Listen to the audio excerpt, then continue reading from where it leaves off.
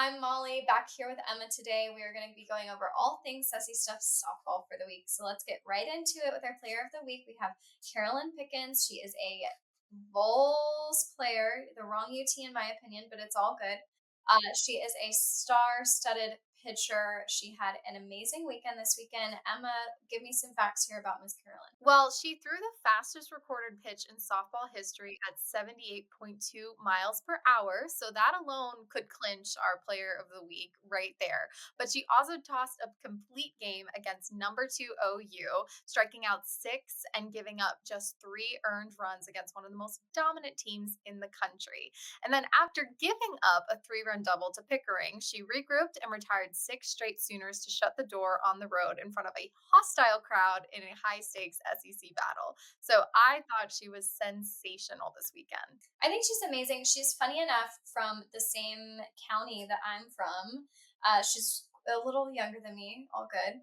But I do want to throw out here that she is a three-spot standout at North Buncombe High School, lettering all 4 years in all three softball, basketball, and volleyball, earning multiple all-conference honors in all three sports. So she's obviously very athletic. She stands at 6'1". She is, I mean, she's going to have D1 babies at some point. She was the 2021 or 2020 to 2021 Gatorade softball player of the year for the state of North Carolina. Shout out to her. She closed her rookie season with Tennessee with a 9-7 record, making 28 appearances in the circle with 16 starts as a freshman.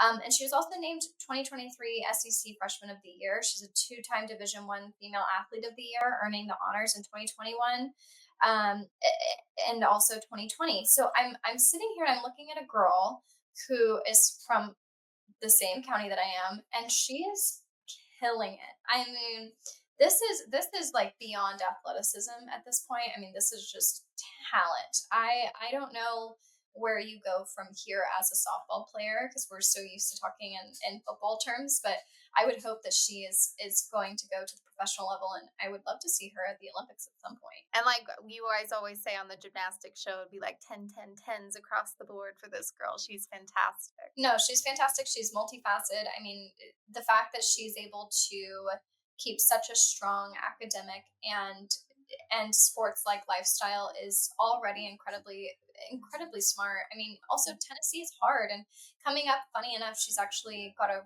game at home against Western North Carolina. So that's also a school and close to where we're both from. So I'm excited to see her play against basically her home team. This is a huge confidence booster. Winning in Norman gives this team belief that it can compete and honestly beat anybody. So that kind of confidence is dangerous. And this year, across the board, Tennessee has had good teams between their football team, their basketball team, which went far in the tournament, their softball team. So I'm excited at Tennessee's full package, but also their softball team here. I think, for Tennessee to upset such a team like OU, obviously OU is in the top three at all times regarding softball. They're the reigning champion. Um, for them to upset them, I think Carolyn had a lot to do with it. And I think being able to have a pitcher like that to lead a team is so important. But I also think OU not being shaken by that is kind of a key factor here. Obviously, this was a closer game, which we love seeing. We love seeing that conference play. We don't want to see run rules so much. But not only did they lose once, they lost the whole weekend. They lost both games, so it was a total sweep for Tennessee. I don't know what your thoughts are on the OU side of it, but I think OU definitely was frazzled by this whole situation. They were, and this is just a reality check. This is OU's first series loss of the season. It exposed offensive inconsistency, especially outside of Pickering. Coach Patty Gasso made it clear we're winning, but we're still not good enough. Obviously, they lost those incredible seniors that won the last four national championships here. So this is still an elite team, but they need more production throughout the lineup to really win deep postseason. Now, Sam Landry showed promise with a strong bounce back outing on Sunday, but the team needs more consistency from its rotation, especially under pressure, which Tennessee brought. I absolutely think that, and I think it's also such a learning curve for Tennessee. Like that was a huge upset for them, but I think it shows great things about Tennessee as a team, how they do so well under pressure. They were able to come back. They were down in both of those games at the first two, three, 4 innings. they're able to come back under that pressure. And I think that's such an important quality and trait to have as a team going forward. And I think to me, Tennessee kind of opened my eyes. I think they could also be a contender coming up in that championship play later on in the season. If they keep that up, I think just like you said, I think it is a reality check for OU, and I think everybody kind of has to open their eyes and wake up to realize you got to be on your toes in this conference for sure. No one is safe. No, not at all. The SEC is too stacked, especially in softball. So I think both these teams are definitely in the running for the big major titles and awards, but they got to get their head in the game. Yeah, exactly. I mean, we've had a few upsets this weekend. That's why I love the SEC, is because just nothing is unattainable. I mean, like with look at the upsets last year. No offense in football, but like Vandy and Alabama, like we did not think that that was going to happen. I think anything is possible in this conference. Just like USC beating LSU, that was crazy. Number 10, South Carolina softball team earned a doubleheader sweep on Sunday, March 30th, to earn a series victory over number 3 team LSU. So we're talking. There's To me that is a big difference. The number 3 versus number 10. That's kind of huge. The Gamecocks took game one at 5-3 in 8 innings and secured the series 4-1 win in a game 2. I think Abigail Knight led Carolina with 2 hits on that day. She had a phenomenal weekend. Sam Gress as well earned a complete game victory, striking out a season high of 7 Tigers in a row. That's also crazy. 3 up, 3 down. Try 7 up, 7 down. That is crazy. I'm really happy with these girls. I think kind of like with Tennessee. I think USC kind of showed up and was like, you know what, anything is possible today. And Our weekend.